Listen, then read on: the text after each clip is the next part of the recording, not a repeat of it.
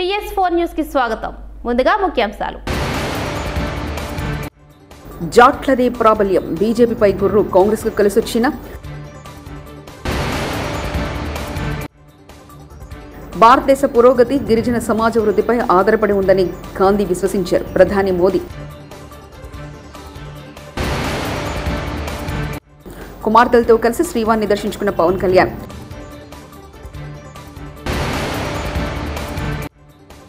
చీపురు పట్టిన సీఎం చంద్రబాబు విద్యార్థులతో కలిసి స్వచ్ఛతా హీ సేవ.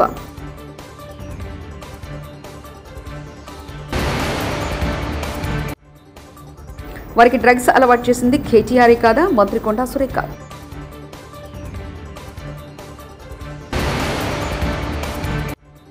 పరిపాలన కుప్పకూల్చి దేవుడికి ఆగ్రహం తెప్పిస్తున్నారు వైఎస్ జగన్. హర్యానా అసెంబ్లీకి అక్టోబర్ 5న ఎన్నికలు జరగనున్నాయి. ఆ రాష్ట్రంలో జాట్ల ప్రాబల్యం చాలా ఎక్కువ. ఇప్పుడు ఈ సామాజిక వర్గమే బీజేపీకి కంటి మీద కొనుక్కు లేకుండా చేస్తుంది. మరోవైపు జాట్ ఓట్లను పూర్తిగా తమ వైపు తిప్పుకోవాలని కాంగ్రెస్ ప్రయత్నిస్తుంది. గంపగుత్తగా జాట్ల ఓట్లు ఎవరికి వెళ్తాయన్నది ఆసక్తికరంగా మారింది. హమాస్ చీఫ్ ఇస్మాయిల్ హనియే, హబ్జుల్లా చీఫ్ నస్రల్లా మరణాలకు ప్రతీకారంగా మంగళవారం రాత్రి ఇజ్రాయెల్పై ఇరాన్ క్షిపణి దాడులకు తెగపడిన విషయం తెలిసిందే. దాదాపు 200 వరకు క్షిపణులను ప్రయోగించింది. వాటిలో కొన్ని క్షిపణులు ఇజ్రాయెల్ గగనతలంలో ప్రవేశించాయి. దీంతో ఇజ్రాయెల్ ప్రభుత్వం దేశవ్యాప్తంగా ఎమర్జెన్సీ సైరన్లు మోగించింది. బంకర్లలోని వెళ్లాలంటే పౌరులకు సూచించింది. కాగా ఇరాన్ దాడులకు సంబంధించి కొన్ని వీడియోలు సోషల్ మీడియాలో చక్కర్లు కొడుతున్నాయి. ఇందులో ఒక వీడియో వైరల్గా మారింది. ఇజ్రాయెల్ ప్రధానమంత్రి బెంజమిన్ నెతన్యాహు తన ప్రాణాలను కాపాడుకునేందుకు బంకర్లోకి పెరగడుతున్నారంటూ ఆ వీడియో క్లిప్లకు క్యాప్షన్ ఇచ్చి ఉంది. నెతన్యాహు పరుగు తీయడం వీడియోలో కనిపించింది. జార్ఖండ్లోని హజారీబాగ్లోని ప్రధాని మోదీ శంకుస్థాపన చేసి అభివృద్ధి పనులకు ప్రారంభోత్సవం చేసి బాపు జయంతి సందర్భంగా గిరిజనుల అభివృద్ధికి ఆయన దార్శనికత గౌరవిస్తున్నామని తెలిపారు. ఆదివాసుల అభివృద్ధిపైన భారతదేశ పురోగతి ఆధారపడి ఉందని గాంధీజీ విశ్వసిస్తున్నారని ఆయన అన్నారు. 80,000 కోట్లతో 63,000 గ్రామాల్లోకి 5 కోట్ల మంది గిరిజనుల ప్రయోజనం చేకూర్చే ధర్తీ ఆభా జనజాతీయ గ్రామ్ ఉత్కర్ష్ అభియాన్ ప్రభుత్వం దీనిపై దృష్టి సారిస్తుంది. ప్రధాని మోదీ గమనించారు. जब जनजातीय समाज का तेज विकास हो, मुझे संतोष है कि आज हमारी सरकार आदिवासी उत्थान पर सबसे ज्यादा ध्यान दे रही है. अभी मैंने यहां धरती आबा जनजातीय ग्राम उत्कर्ष अभियान एक बहुत बड़े कार्यक्रम का शुभारंभ किया है. इस योजना पर करीब 80,000 करोड़ रुपए खर्च किए जाएंगे. AP deputy CM Pawan Kalyan Tirumala శ్రీవారిని దర్శించుకున్నారు. కుమార్తెలు ఆద్య, పలైన అంజనతో కలిసి స్వామివారి సేవలో పాల్గొన్నారు. అనంతరం ప్రాయశ్చిత దీక్షను విరమించారు. గొల్ల మండపంలో పండితులు ఆయనకు వేద ఆశీర్వచనం చేశారు. తిరుమల తిరుపతి దేవస్థాన అధికారులు పవన్ కు స్వామివారి చిత్రపటం, తీర్థప్రసాదాలు అందజేశారు. ఏపీ ముఖ్యమంత్రి చంద్రబాబు కృష్ణా జిల్లా మచిలీపట్నంలో పర్యటించారు. గాంధీ జయంతి సందర్భంగా నిర్వహించిన స్వచ్ఛతా హీ సేవ కార్యక్రమంలో ఆయన పాల్గొన్నారు.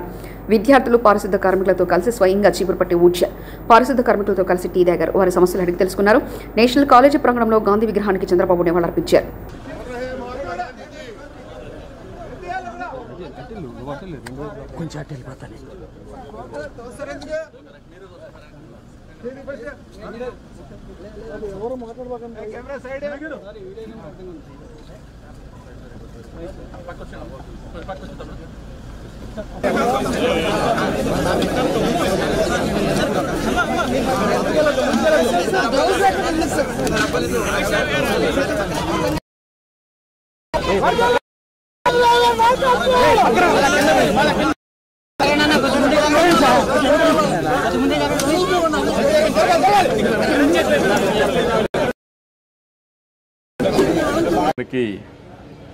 ఒక అభివృద్ధికి దోహదం చేసే అవకాశం వస్తుంది. రెండోది కూడా ఇది రాజధాని పోర్ట్. ఇది అమరావతికి దగ్గరుండే పోర్టు.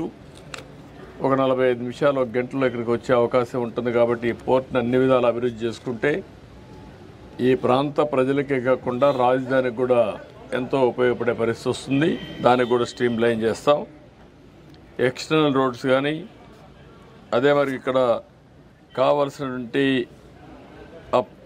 పోలీస్ ట్రైనింగ్ సెంటర్లో స్ట్రీమ్ లైన్ చేయడం కానీ, వాటర్ సప్లై కానీ, ఇవన్నీ కూడా కొన్ని పెండింగ్ ఉన్నాయి. రెండోది ఇసుక కూడా కొరత ఉందని చెప్పారు. అవి కూడా ఇప్పుడు నేను కలెక్టర్ గారికి ఆదేశాలు ఇస్తున్నా. ఈ ప్రాజెక్టుకి ఫాస్ట్ ట్రాక్లో రా మెటీరియల్ కానీ లేకుంటే వాళ్ళకి కావలసినటువంటి సదుపాయాలు కానీ అన్నీ కూడా పూర్తి చేసి దీన్ని అనుకున్న టైంలో పూర్తి చేయడం ఒక బాధ్యతగా పెట్టుకుంటున్నాం. అది కూడా పూర్తి చేస్తాం. ఈ ప్రాజెక్టును పూర్తి చేయడమే కాకుండా ఈ ప్రాంతంలో పరిశ్రమలకు కూడా మనం నాంది పెరిగితే ఎక్స్పోర్ట్ చేయడానికి వస్తుంది. కంటైనర్ పోర్ట్ కింద దీన్ని అభివృద్ధి చేయగలిగితే నాగ్పూర్ నుంచి కానీ తెలంగాణ నుంచి అయితే డ్రై పోర్ట్ కింద దీన్ని ఇంటిగ్రేట్ చేసే అవకాశాలు ఉంటాయి. వేరియస్ ఆపర్చునిటీస్ ఉన్నాయి. మన రాష్ట్రంలో కాకుండా నైబరింగ్ రాష్ట్రంలో ఏవైతే ల్యాండ్ ఉండే రాష్ట్రాలు ఉన్నాయో అవన్నీ కూడా చేసుకుంటాం. అల్టిమేట్గా ఈ పోర్ట్ని ఒక మంచి పోర్ట్గా అభివృద్ధి చేయాలని చెప్పి అనుకుంటున్నాం. అది కూడా చేస్తాం. అదే మరి సిటీకి నేను ఇంత మునిపే చెప్పాను, ఆ పనులన్నిటి కమిట్మెంట్ ఉంది, తప్పకుండా చేస్తాం.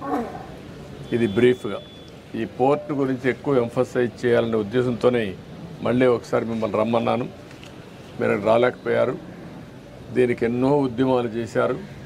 సంవత్సరాల కొద్ది భారతీయులందరికీ ఏకతాటిపైకి తీసుకొచ్చి అహింసా మార్గంలో దేశానికి స్వాతంత్రాన్ని అందించడంలో మహాత్మా గాంధీ కీలక పాత్ర పోషించారు.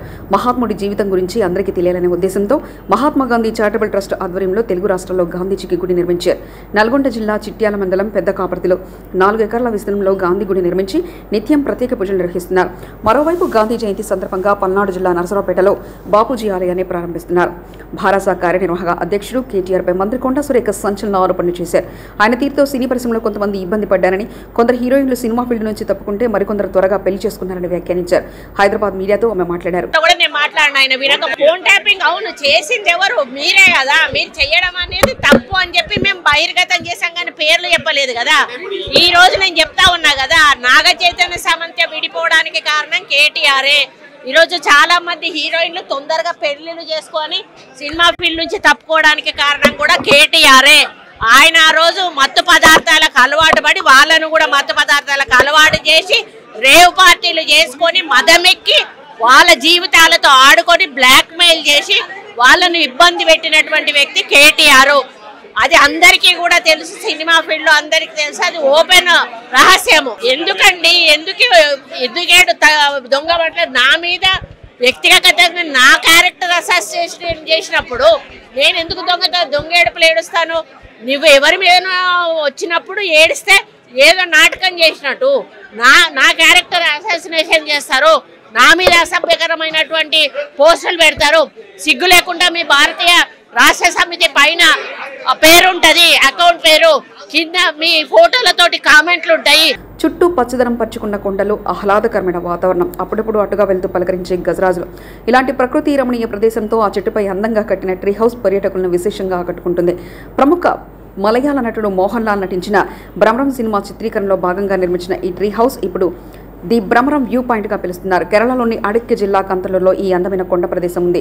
ఆఫ్ రోడ్ జీప్ సఫారీకి ప్రాంతంగా ఈ ప్రాంతం బాగా ప్రాచుర్యం పొందింది. ఈ అందమైన పర్యాటక ప్రదేశాన్ని మీరు ఓ లుక్కేయండి. పరిపాలన కుప్పకూల్చి దేవుడికి ఆగ్రహం తెప్పిస్తున్నారంటూ వైఎస్ జగన్ 4 నెలల్లో చంద్రబాబు సర్కార్పై ప్రజల్లో తీవ్ర వ్యతిరేకత వచ్చిందని, బాబు మోసాలపై ప్రజలు ఆగ్రహంగా కూడా ఉన్నారని వైఎస్ఆర్సీపీ అధ్యక్షుడు మాజీ సీఎం వైఎస్ జగన్మోహన్ రెడ్డి అన్నారు. బుధవారం ఆయన పార్టీ అనుబంధ విభాగాల నేతలతో సమావేశమయ్యారు. రానున్న రోజుల్లో పార్టీ నిర్వహించాల్సిన కార్యక్రమాలపై చర్చించారు. ఈ సందర్భంగా ఆయన మాట్లాడుతూ చంద్రబాబు తీరుపై మండిపడ్డారు. ఇంతకుముందు పారదర్శకతంగా ఇచ్చే పరిస్థితి, ఈరోజు పారదర్శకత అనే పదం లేక ఈరోజు విజయవాడలో కనీసం ఫ్లడ్ ఎన్యూమరేషన్ చేయలేని పరిస్థితి.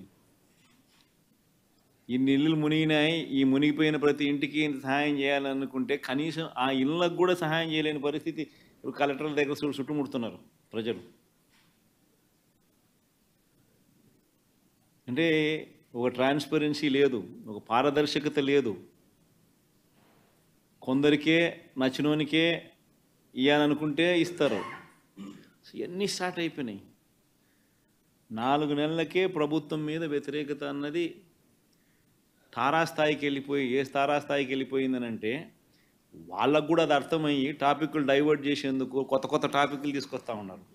పార్టీ కోసం ఎవరైతే పనిచేసినారో, పార్టీ కోసం ఎవరైతే కష్టపడినారో, పార్టీ కోసం ఎవరైతే నష్టపోయినారో వీళ్ళే ఆ బాధ్యతల్లో ఉంటారు. సో పార్టీ అనేది మనది అనేది మనం అందరం కూడా కలిసికట్టుగా ఓనర్షిప్ తీసుకోవాలి. ఆ ఫైర్ అనేది రావాలి. పార్టీని దేశంలో ఏ పార్టీ లేనంత ఇంత బలంగా ఈ పార్టీని చేయాలని చెప్పి దృఢ సంకల్పంతో నిర్ణయం తీసుకొని అడుగులు వేస్తాను నేను.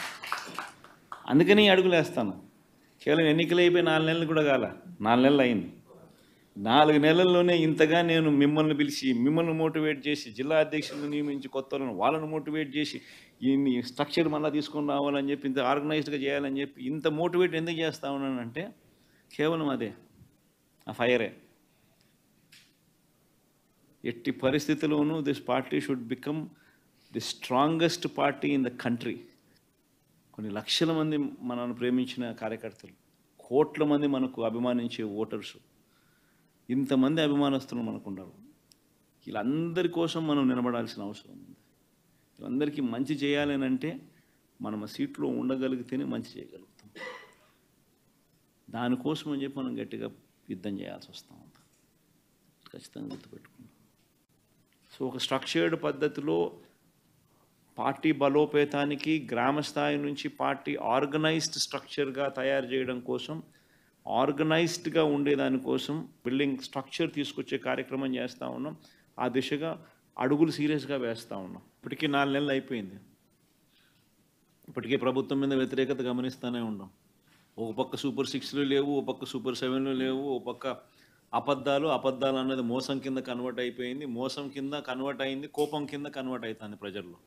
అన్ని విషయాలలోనూ ఈ ప్రభుత్వం పూర్తిగా అన్ని రకాలుగాను ఇదే రకమైన కొలాప్స్ అయ్యే పరిస్థితులకే పాలన ఉంది.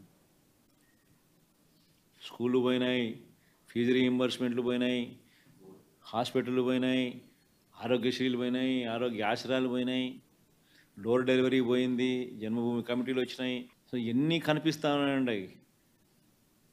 ముఖ్యమంత్రి చంద్రబాబు నాయుడు ఏనాడు మద్యాన్ని నియంత్రించలేదని వైఎస్ఆర్సీపీ ఎమ్మెల్యే బరుదు కళ్యాణి మండిపడ్డారు. అదికాక ఎన్టీఆర్ మద్య నిషేధాన్ని చంద్రబాబు తూట్లు పొచ్చారని అన్నారు.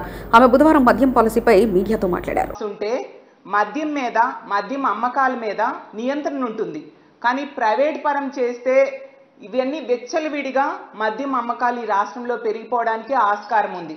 అలాంటి పాలసీని ఈరోజు చంద్రబాబు నాయుడు గారు తీసుకురావడం నిజంగా చాలా దారుణం.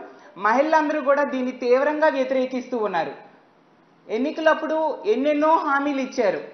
ప్రతి చదువుకునే పిల్లాడికి కూడా 15,000 ఇస్తాము, అలాగే రైతుకి 20,000 ఇస్తాము, నిరుద్యోగులకి సంవత్సరానికి 36,000 ఇస్తాము, అలాగే 50 సంవత్సరాలు దాటిన వాళ్ళకి 48,000 ప్రతి ఒక్కరికి ఇస్తాం పెన్షన్ రూపంలో. ఇలా ఎన్నో రకాలుగా హామీలు ఇచ్చారు.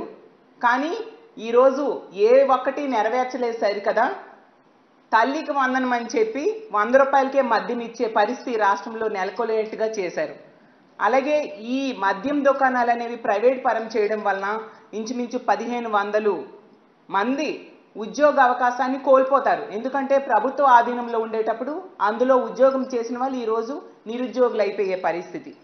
అలాగే తీసుకుంటే ఈరోజు రాష్ట్రంలో ఫీజులు పెరిగాయి, స్కూల్ ఫీజులు పెరిగాయి, కాలేజ్ ఫీజులు పెరిగాయి, అలాగే బియ్యం ధరలు పెరిగాయి, పప్పుల ధరలు పెరిగాయి, విద్యుత్ ఛార్జీలు పెరుగుతున్నాయి.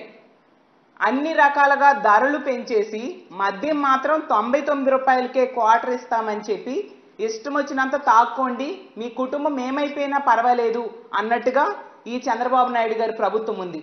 మహిళా సంఘాలు ఎంతగా వ్యతిరేకిస్తున్నా కూడా ఎందుకు మీరు ఏ ఉద్దేశంతో ఎవరికి బెనిఫిట్ చేయడానికి మీరు ఈ పాలసీని తీసుకొచ్చారు అనే విషయం ఈ రాష్ట్ర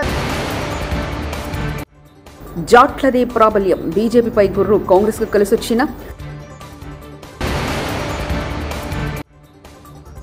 భారతదేశ పురోగతి గిరిజన సమాజ వృద్ధిపై ఆధారపడి ఉందని గాంధీ విశ్వసించారు. ప్రధాని మోదీ కుమార్తెలతో కలిసి శ్రీవారిని దర్శించుకున్న పవన్ కళ్యాణ్.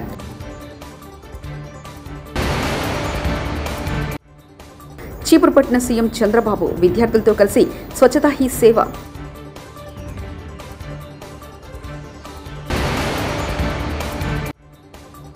వారికి డ్రగ్స్ అలవాటు చేసింది కేటీఆర్ కాదా, మంత్రి కొండా సురేఖ.